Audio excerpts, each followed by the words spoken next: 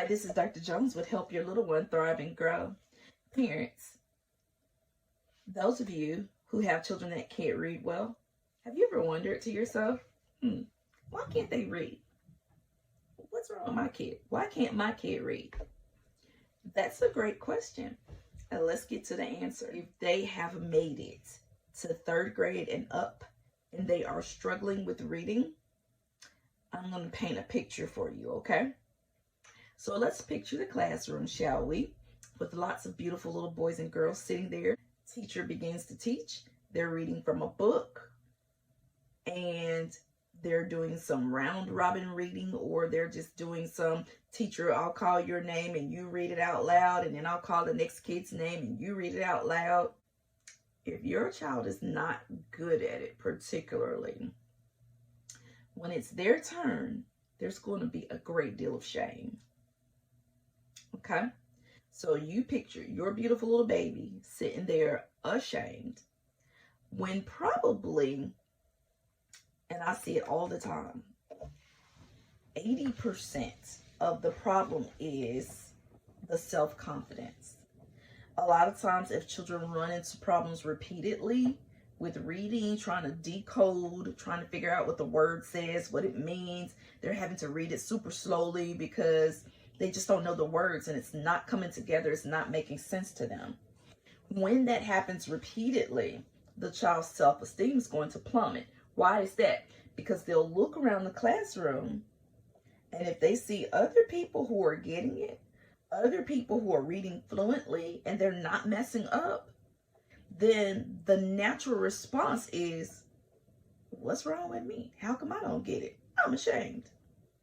And of course it's shameful when they're reading and then the teacher's having to stop and help them with every little word. They're having to correct the words that they misspoke, or they're having to tell them to read it louder because they're whispering it because they really don't want to read it because it's embarrassing and it's shameful. Now, they may just be lacking in confidence.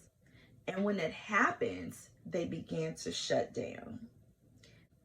They begin to think things along the lines as, I'm not a good reader. I don't like to read. This is dumb, and I don't want to do it. So all of those 4 responses that I just gave you, those are a defense mechanism. Anytime something is difficult or it's shameful, it's embarrassing, your first defense is to go, oh, I don't like it. I don't want to do it. They don't want to do it. And when they're saying repeatedly that they don't want to do it, when they're thinking repeatedly that they don't want to do it and they don't like it, guess what's going to happen? When they try their best to pay attention and get it this time, the brain believes whatever you tell it. That's how our brain is situated. It believes whatever you tell it. So when a child has been telling themselves repeatedly, I don't like this, I don't do it well, I don't want to do it, this is dumb, why do we even have to do this? The brain is set on, stop, we don't do that. And so even if they're trying their hardest, the brain cannot attend. The brain cannot take it in because it has been trained that this is not what we do. And for years, people have been bringing me their children for tutoring. And they think it's that the child does not understand, but they don't understand that the child has shut down because they've had too many instances of failure. Now, you take anybody, child or adult, and watch them experience failure over and over and over again, they're going to shut down. They're going to find other things to do other than do that work. They feel like they can't do it. So they may just sit there quietly, depending on their personality, and just be zoned out. Or, depending on the personality, they may begin to act out.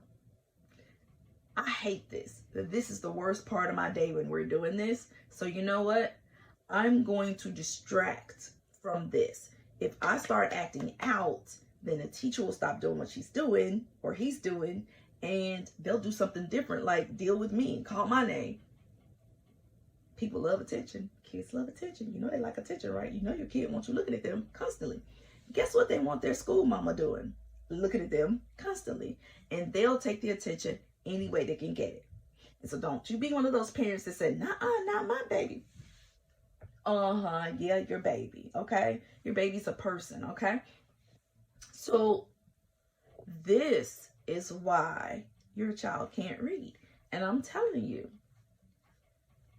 most people jump to conclusions, oh, it's a delay. It's a developmental delay. In most cases, it's not a delay. It can look like a delay the further and further your child gets behind. So take a child that's about 2 to 3 or 4 years maybe behind grade level. That's going to look like a delay. Yeah, you're slow to learn. You're slow to pick up. You're delayed. No, you lack confidence. You've had too much failure. You need to be built up. So parents, it's time to start building. If your kid can't read well, or as well as you think they should be able to read, it's time to rebuild their confidence. It's time to help them understand that they need to retrain their brain. Because that's what I do with them in tutoring. We retrain the brain. It's time to water your seeds. Have you done it today? Have you watered your seeds?